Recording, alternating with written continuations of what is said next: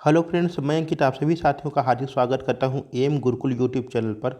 साथियों, जो हम लोग जीके जीएस के वेरी वेरी मोस्ट इम्पॉर्टेंट के एक क्वेश्चंस की एक सीरीज चलाए हुए थे, उसको आज हम लोग कंटिन्यू करते हुए आज इस वीडियो के माध्यम से very very most important questions को देखेंगे। बहुत ही अच्छे लेवल के क्वेश्चन, बहुत ही मज़ेदार क्वेश्चन आपको आज देखने को मिलेंगे और प्रत्येक परीक्षा में यहाँ से क्वेश्चन भी आपके फंसने की पूरी पूरी उम्मीद है। तो आइए विलंब न करते हुए हम लोग अपनी आज की वीडियो का शुभारंभ करें। और आज का शानदार दमदार और पहला क्वेश्चन आपकी स्क्रीन पर ये रहा। क्वेश्चन कह रहा, बहुत आसान क्वेश्चन है, कह रहा प्रसिद्ध सेलुलर जेल स्थित थी। ऑप्शन नंबर पहला करा नई दिल्ली, ऑप्शन नंबर दूसरा करा लक्षद्वीप, ऑप्शन नंबर तीसरा करा बंगाल या ऑप्शन नंबर चौथा करा अंडमान निकोबार। तो सेलुलर जेल, जिसे हम लोग जो है काले पानी की जेल के नाम से भी जानते थे, यह 1906 में अंग्रेज़ों द्वारा निर्मित की गई जेल थी और इसके अंतर्गत जो भारतीय क्रांतिकारी थे उन्हें सजा दी जाती थी, उन्हें ले जाकर यहाँ पर कैद कर दिया जाता था और उनके साथ एक क्रूर और अमानवीय व्यवहार किया जाता था। यहाँ तक सुनने और पढ़ने में आता है कि जो कोल्हू होते हैं उनमें बैल के रूप में भी इन क्रांतिकारियों को जो है प्रयोग किया जाता था और इनके द्वारा जो है तेल निकलवाया जाता था, नारियल आदि का। तो इस तरह की सज़ा वहाँ पे दी जाती थी प्रसिद्ध सेलुलर जेल में। और ये कहाँ पर स्थित थी, यह आपको बताना है। और एक तरह से यूँ कहें कि सेलुलर जेल उस समय क्या थी, जो क्रांतिकारी थे उनके लिए एक मंदिर से कम नहीं थी। अंग्रेज हुकूमत चाहती थी कि यहाँ पर जो है सेलुलर जेल के नाम पर भारतीयों को डराया जा सकता है, लेकिन ये जो क्रांतिकारी थे इनके लिए सेलुलर जेल जाना एक मंदिर के समान हो गया था और यह वहाँ पर जाना अपने आप को बहुत ही भाग्यशाली समझते थे। प्रसिद्ध सेलुलर जेल कहाँ पर स्थित थी, यह आपको बताना, तो यह हो जाएगा आपका ऑप्शन नंबर चौथा, यानी कि अंडमान निकोबार द्वीप समूह में यह देखने को मिलती थी। सेलुलर जेल आपके काले पानी की जेल के नाम से हम लोग इसे जानते हैं। चलते हम लोग क्वेश्चन नंबर सेकंड पर। और क्वेश्चन नंबर सेकंड क्या कह रहा है, कह रहा है किस क्रांतिकारी की मृत्यु भूख हड़ताल से हुई। अपने आप में बहुत ही लाजवाब से क्वेश्चन है। किस क्रांतिकारी की मृत्यु भूख हड़ताल से हुई। ऑप्शन नंबर पहला करा भगत सिंह, ऑप्शन नंबर दूसरा करा लाला लाजपत राय, ऑप्शन नंबर तीसरा करा ऊधम सिंह या ऑप्शन नंबर चौथा करा जतिन दास। तो इसमें से किस क्रांतिकारी की मृत्यु भूख हड़ताल से हो गई थी। तो देखिए, अगर भगत सिंह जी की बात किया जाए, किसकी बात करते हैं, भगत सिंह जी की बात किया जाए, तो एक अंग्रेज अधिकारी की हत्या करने के जुर्म में भगत सिंह जी राजगुरु और सुखदेव, किसको किसको, भगत सिंह, राजगुरु और सुखदेव जी को 23 मार्च 1931, कब, 23 मार्च 1931 में इन्हें फांसी दे दी गई थी। लाला लाजपत राय जी की बात किया जाए तो साइमन कमीशन जो आपका 1928 में भारत आया था, साइमन कमीशन के विरोध में प्रदर्शन करते समय ब्रिटिश पुलिस के द्वारा इनके जो है प्रहार किया गया लाठियों से और बाद में इनकी मृत्यु हो जाती है। अगर ऊधम सिंह जी की बात किया जाए तो ऊधम सिंह को हम कैसे भूल सकते हैं, एक महान क्रांतिकारी जिन्होंने जलियांवाला बाग हत्याकांड के प्रमुख जिम्मेदार जनरल ओ डायर की लंदन में जाकर गोली मार की हत्या कर दी थी, वे हैं आपके ऊधम सिंह जी। जब जनरल ओडायर यहाँ पर जलियांवाला बाग हत्याकांड के लिए जिम्मेदार पाया जाता है तो उसके ऊपर ब्रिटिश हुकूमत द्वारा कोई ठोस कदम नहीं उठाया जाता है, बल्कि उसको जो है लंदन भेज दिया जाता है। और जो लंदन के समाचार पत्र आदि थे, वहाँ पर उन लोगों ने जनरल ओडायर को एक शेर के रूप में महिमा मंडित करना शुरू कर दिया। यह बात भारतीय क्रांतिकारियों को बहुत ही ज़्यादा नागवार गुजरी और ऊधम सिंह जी जाकर वहाँ पर 13 मार्च 1940 में ऊधम सिंह जी लंदन में जाकर गोली मार करके जनरल ओ डायर की हत्या कर देते हैं। बाद में 31 जुलाई 1940 को इनको फांसी दे दी जाती है। लेकिन अगर जतिन दास जी की बात करें, किसकी बात करें, जतिन दास जी की बात करें, तो जतिन दास जी एक ऐसे क्रांतिकारी थे जिन्होंने जेल में भूख हड़ताल के द्वारा इनकी मृत्यु हो गई थी। और इन्होंने जो भूख हड़ताल रखी थी वो इस बात को लेकर के रखी गई थी कि जो भी क्रांतिकारी हैं, जो भारतीय क्रांतिकारी कैद किए जा रहे हैं, उनके साथ अमानवीय कृत्य ना किए जाएं। हालांकि लगभग 56 दिन की भूख हड़ताल करते हैं जतिन दास जी और बाद में इनकी मृत्यु हो जाती है। तो किस क्रांतिकारी की मृत्यु जेल में भूख हड़ताल से हो गई थी, वे हो जाते हैं जतिन दास जी। चलते हैं क्वेश्चन नंबर थर्ड की ओर। और क्वेश्चन नंबर थर्ड क्या कह रहा है कि भारतीय क्रांति की जननी की उपमा किसे दी जाती है। भारतीय क्रांति की जननी की उपमा किसे दी जाती है। ऑप्शन नंबर पहला करा एनी बेसेंट, ऑप्शन नंबर दूसरा करा सरोजिनी नायडू, ऑप्शन नंबर तीसरा करा इंदिरा गांधी या ऑप्शन नंबर चौथा करा मैडम भीखा जी। तो भारतीय क्रांति की जननी की उपमा किसे दी जाती है, यह आपको बताना है। बहुत ही अपने आप में ज़बरदस्त क्वेश्चन है। और इन्हीं के द्वारा कब 22 अगस्त 1907 को, कब 22 अगस्त 1907 को जर्मनी में क्या क्या जर्मनी में जो है भारत का पहला तिरंगा भी इन्हीं के द्वारा फहराया जाता है। तो सीधे से नाम हो जाएगा, क्या नाम हो जाएगा भैया, इनका नाम हो जाएगा मैडम भीखा जी। कौन हो जाएंगी, मैडम भीखा जी। और इन्हें भारतीय क्रांति की जननी की उपमा दी जाती है। ठीक है, चलते हैं आगे क्वेश्चन नंबर फोर्थ की ओर। और क्वेश्चन नंबर फोर्थ क्या कह रहा है, अपने आप में बहुत ही लाजवाब सा क्वेश्चन होगा। कह रहा है कि धनुर्वेद किस वेद का उपवेद है। लो भैया, नया क्वेश्चन देखने को मिल गया है ना। अभी तक वेद पढ़े थे, वेद 4 होते हैं आपके, कौन कौन से, ऋग्वेद, सामवेद, अथर्ववेद और आपका यजुर्वेद। लेकिन पूछ रहा कि किस वेद का उपवेद धनुर्वेद है, यह आपको बताना है। अपने आप में एक बढ़िया स्तर का क्वेश्चन आपको देखने को मिल रहा है। तो देखो भैया, अगर ऋग्वेद की बात करें, ऋग्वेद का जो उपवेद होता है इसको कहते हैं आयुर्वेद। किस नाम से जानते हैं, आयुर्वेद के नाम से जानते हैं। ऋग्वेद के उपवेद को नाम दिया जाता है आयुर्वेद। ठीक है, सामवेद की बात करें तो जो सामवेद का उपवेद होता है ये होता है गंधर्व वेद। कौन सा होता है, गंधर्व वेद होता है आपका सामवेद का उपवेद। अगर अथर्ववेद की बात करें तो अथर्ववेद जो आपके नवीनतम वेद की भी संज्ञा दी जाती है। और इसके अंतर्गत, अथर्ववेद के अंतर्गत आपके पवित्र जादू टोने इत्यादि की चर्चा की गई है। जो अथर्ववेद का आपका उपवेद है इसको कहते हैं स्थापत्य वेद। क्या नाम देते हैं, स्थापत्य वेद का नाम देते हैं। तो बचा कौन, विकल्प नंबर तीसरा, यानी कि जो धनुर्वेद है किस वेद का उपवेद है, यह हो जाएगा आपका ऋग्वेद का, यजुर्वेद का जो उपवेद है यह हो जाएगा आपका धनुर्वेद। क्या हो जाएगा, धनुर्वेद हो जाएगा आपका यजुर्वेद का उपवेद। अगर ऋग्वेद के उपवेद की बात करें तो आयुर्वेद हो जाता है, सामवेद की बात करें तो गंधर्व वेद हो जाता है, अथर्ववेद की बात करें तो स्थापत्य हो जाता है, स्थापत्य वेद। और यजुर्वेद की बात करें तो यजुर्वेद का जो उपवेद हो जाता है यह हो जाता है आपका धनुर्वेद। चलते हैं क्वेश्चन नंबर फिफ्थ पर। और कह रहा गुरुमुखी लिपि किसने शुरू कराई। ऑप्शन नंबर पहला करा गुरु नानक देव, ऑप्शन नंबर दूसरा करा गुरु अंगद, ऑप्शन नंबर तीसरा करा गुरु रामदास, ऑप्शन नंबर चौथा का रहा है गुरु अमरदास जी। तो गुरुमुखी लिपि का आविष्कार किसने कराया था। जो आपकी पंजाबी भाषा लिखी जाती है उसकी जो लिपि होती है गुरुमुखी लिपि होती है। तो यह किसके द्वारा शुरू कराई गई थी यह आपको बताना है। बहुत ही शानदार सा अपने में क्वेश्चन है। आपके हिस्ट्री का बहुत ही बढ़िया स्तर के क्वेश्चन आपको देखने को मिल रहा है। तो अगर गुरुमुखी लिपि की बात करें तो यह गुरु अंगद देव जी के द्वारा शुरू की गई थी। किसके द्वारा शुरू की गई थी, गुरु अंगद देव जी के द्वारा शुरू की गई थी। और गुरु अंगद देव जी का ही नाम कहीं कहीं लहना भी देखने को मिलता है। जो इनका प्रारंभिक नाम था वह लहना था। और गुरु अंगद जी के द्वारा जो गुरु नानक जी ने एक और गुरु अंगद देव जी के द्वारा जो गुरु नानक देव जी ने लंगर प्रथा चलाई थी उसको जो है स्थायी रूप प्रदान किया गया, स्थायित्व प्रदान किया गया। तो गुरुमुखी लिपि का आविष्कार किसने किया था, गुरु अंगद जी द्वारा किया गया था। और इन्हीं का मूल नाम था लहना देव। चलते हैं आगे हम लोग क्वेश्चन नंबर 6 पर। और क्वेश्चन नंबर 6 क्या करा कि सैन्याभ्यास वज्र प्रहार किन देशों के बीच हो रहा है। अभी आपका करंट अफेयर्स का क्वेश्चन बन जाता है, वर्तमान में आपका चल रहा है। सैन्याभ्यास वज्र प्रहार किन देशों के बीच हो रहा है। ऑप्शन नंबर पहला कर आपका भारत और चीन के बीच में, ऑप्शन नंबर दूसरा कर आपका भारत और नेपाल के बीच में, ऑप्शन नंबर तीसरा करा भारत और जापान के बीच में, या ऑप्शन नंबर चौथा करा आपका भारत और यूएसए के बीच में।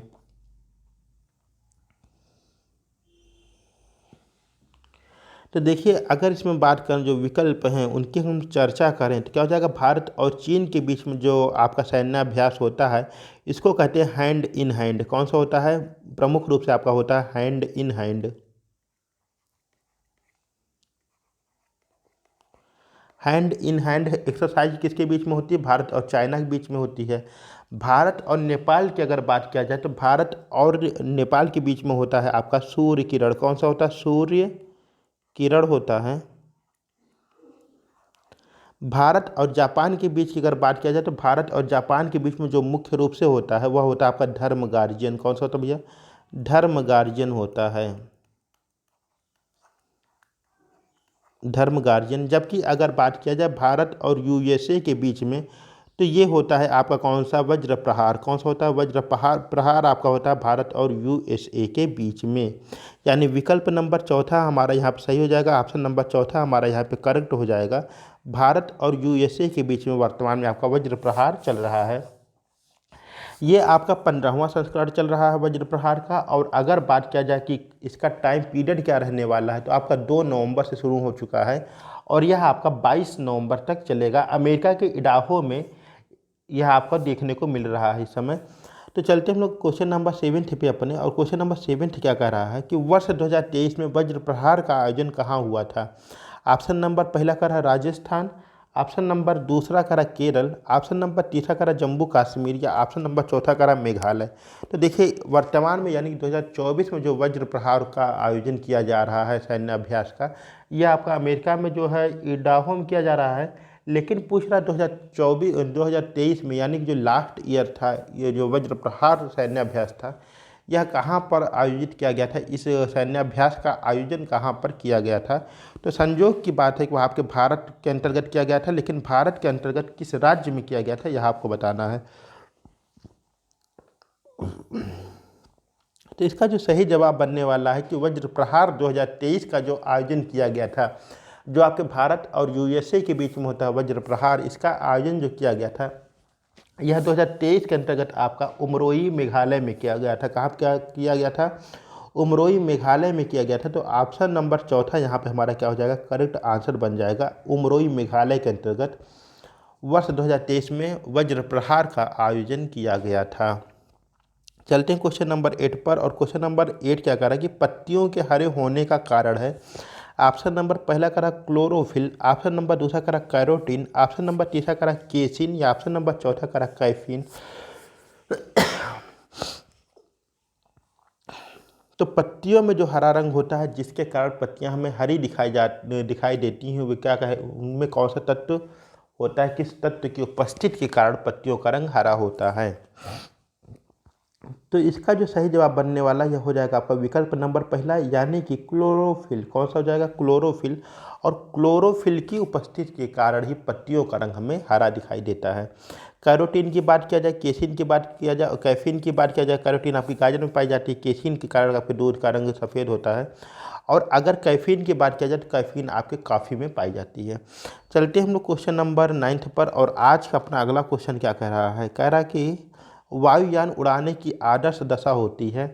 ऑप्शन नंबर पहला कह रहा है क्षोभ मंडल में, ऑप्शन नंबर दूसरा कह रहा समताप मंडल, ऑप्शन नंबर तीसरा कह रहा आयन मंडल, या ऑप्शन नंबर चौथा कह रहा बहिर्मंडल। तो इसमें से भैया वायुयान उड़ाने के लिए जो सबसे अच्छी दशा पाई जाती है वह कहाँ पे, किस मंडल में पाई जाती है, आपको बताना है।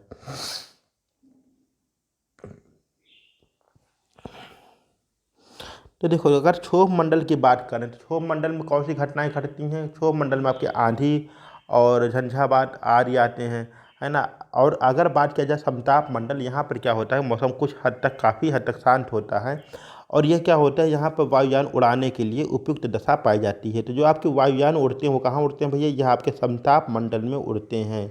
कहाँ उड़ते हैं, समताप मंडल में उड़ते हैं आपके वायुयान, यानी जहाज आपकी जो उड़ती है समताप मंडल में उड़ती है।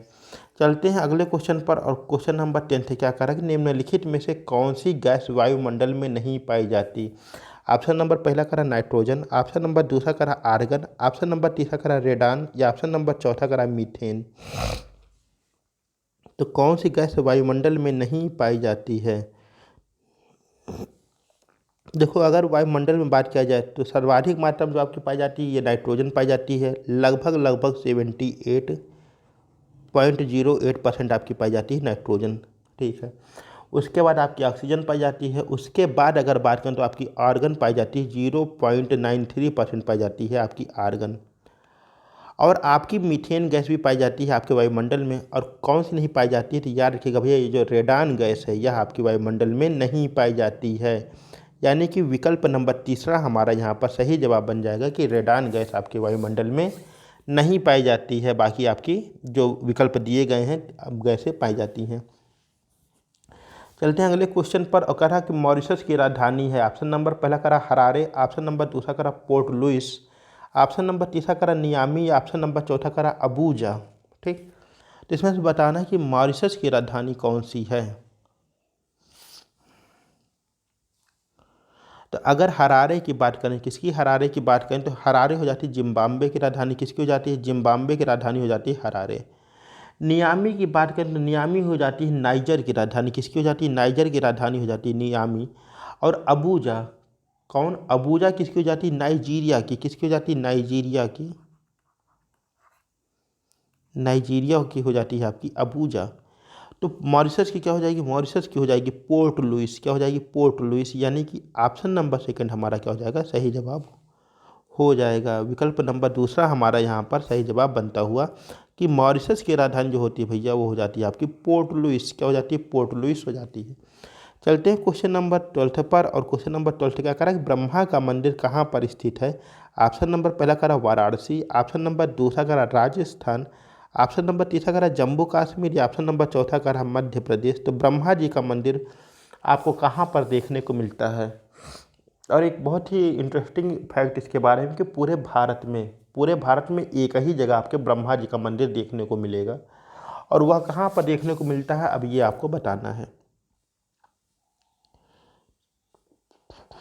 तो देखो भैया, जो सही जवाब हो जाएगा वो हो जाएगा राजस्थान। और राजस्थान में एक जगह पुष्कर जिला, पुष्कर में ही भारत का एकमात्र ब्रह्मा जी का मंदिर देखने को मिलता है। तो सही जवाब हो जाएगा विकल्प नंबर दूसरा, यानी राजस्थान। राजस्थान के अंतर्गत आपका पुष्कर जिला है और पुष्कर जिले में ही आपको जो है ब्रह्मा जी का मंदिर देखने को मिलता है। चलते हैं क्वेश्चन नंबर 13 पर। और वो कह रहा है वन अनुसंधान संस्थान कहाँ स्थित है? ऑप्शन नंबर पहला करा देहरादून, ऑप्शन नंबर दूसरा करा भोपाल, ऑप्शन नंबर तीसरा करा नई दिल्ली, और ऑप्शन नंबर चौथा करा नागपुर। इसी के साथ साथ ही यदि आप लोग चैनल पर नए हैं तो चैनल सब्सक्राइब अवश्य करिएगा और ज़्यादा से ज़्यादा मात्रा में अपने कमेंट्स में अवश्य अवगत कराएं।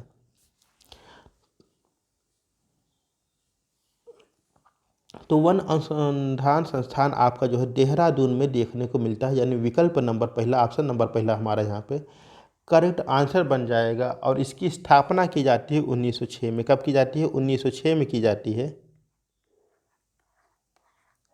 इसके जो प्रारंभिक नाम था, जो आपका वन अनुसंधान संस्थान है, इसका जो प्रारंभिक नाम था, पूर्व नाम था, उसे इम्पीरियल फॉरेस्ट रिसर्च इंस्टीट्यूट के नाम से जानते थे। किस नाम से जानते थे? इम्पीरियल फॉरेस्ट रिसर्च इंस्टीट्यूट के नाम से जानते थे। चलते हैं अगले क्वेश्चन पर। और क्वेश्चन नंबर 14वां क्या कह रहा है कि अंतर्राष्ट्रीय मातृभाषा दिवस कब मनाया जाता है? ऑप्शन नंबर पहला कह रहा 20 मार्च, ऑप्शन नंबर दूसरा कह रहा 25 जनवरी, ऑप्शन नंबर तीसरा कह रहा 21 फरवरी, ऑप्शन नंबर चौथा कह रहा आपका 22 दिसंबर। तो अंतर्राष्ट्रीय मातृभाषा दिवस कब मनाया जाता है? निज भाषा उन्नति है सब उन्नति को मूल, और बिन निज भाषा ज्ञान के मिटे नहीं के सूल। अंतर्राष्ट्रीय मातृभाषा दिवस कब मनाया जाता है? तो देखो भैया, जो 20 मार्च है, कब है? 20 मार्च है। तो 20 मार्च को मनाया जाता है आपका विश्व गौरैया दिवस। क्या मनाया जाता है? विश्व गौरैया दिवस स्पैरो डे के रूप में मनाया जाता है। छोटा सा एक पक्षी होता है गौरैया, और वो क्या है कि इस समय आपके संकटापन्न हो गया, बहुत ही कम मात्रा में दिखाई देता है। तो पूरे विश्व के लिए चिंता का विषय हुआ कि यह तो विलुप्त प्राय की स्थिति इसके लिए बन गई है। तो इसके संरक्षण के लिए एक दिन निर्धारित किया गया 20 मार्च का, और कहा गया कि इसके लिए कम से कम एक दिन निर्धारित किया जाए और जिसके बारे में जागरूकता लोगों को फैलाई जाए। 25 जनवरी की बात करें तो 25 जनवरी को जो है मतदाता दिवस के रूप में मनाया जाता है, वोटर्स डे के रूप में मनाया जाता है, मतदाता दिवस के रूप में मनाया जाता है। अगर 21 फरवरी की बात करें तो 21 फरवरी को अंतर्राष्ट्रीय मातृभाषा दिवस के रूप में मनाया जाता है। किस रूप में मनाते हैं 21 फरवरी को? तो 21 फरवरी को हम लोग अंतर्राष्ट्रीय मातृभाषा दिवस के रूप में मनाते हैं। 22 दिसंबर की बात करें तो राष्ट्रीय गणित दिवस के रूप में मनाते हैं। किस रूप में मनाते हैं? भारतीय राष्ट्रीय गणित दिवस के रूप में मनाते हैं। कब हम लोग मनाते हैं? हम लोग 22 दिसंबर को राष्ट्रीय गणित दिवस, और किसकी याद में, किसके जन्म तिथि के रूप में? तो श्रीनिवास रामानुजन की हम लोग जयंती के रूप में मनाते हैं राष्ट्रीय गणित दिवस के रूप में। चलते हम लोग आगे क्वेश्चन नंबर आज के अपने अंतिम क्वेश्चन पर। और बहुत बढ़िया क्वेश्चन करा, करनाल बंट रोग किस फसल से संबंधित है? ऑप्शन नंबर पहला करा जौ, ऑप्शन नंबर दूसरा करा गेहूँ, ऑप्शन नंबर तीसरा करा बाजरा, या ऑप्शन नंबर चौथा करा ज्वार। तो करनाल बंट रोग किस फसल से संबंधित होता है? तो देखो भैया, जो करनाल बंट की बीमारी है ये किस में देखने को मिलती है? यह आपकी गेहूं में देखने को मिलती है। किस फसल में देखने को मिलती है? गेहूं में देखने को मिलती है। यह एक फंगल डिजीज़ है, यानी कि एक जो यहाँ पे कवक से होने वाली बीमारी है। और इसके लिए जो कवक जिम्मेदार है उसका नाम हो जाता है टेलीसिया इंडिका। क्या नाम हो जाता है? टेलीसिका इंडिया, टेलीसिका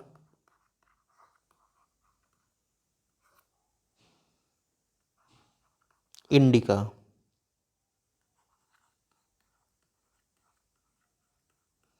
तो जो करनाल बंट बीमारी होती है गेहूं की, इसके लिए जो जिम्मेदार कवक है उसका नाम हो जाता है टेलीसिका इंडिका। इस तरह से आज हम लोग अपने very very most important questions को देखे हैं। उम्मीद करते हैं वीडियो आप सभी को पसंद आई होगी, और चैनल पर आप सभी नए होंगे चैनल को सब्सक्राइब अवश्य करेंगे। मिलते हैं अपनी अगली वीडियो में, तब तक के लिए नमस्कार।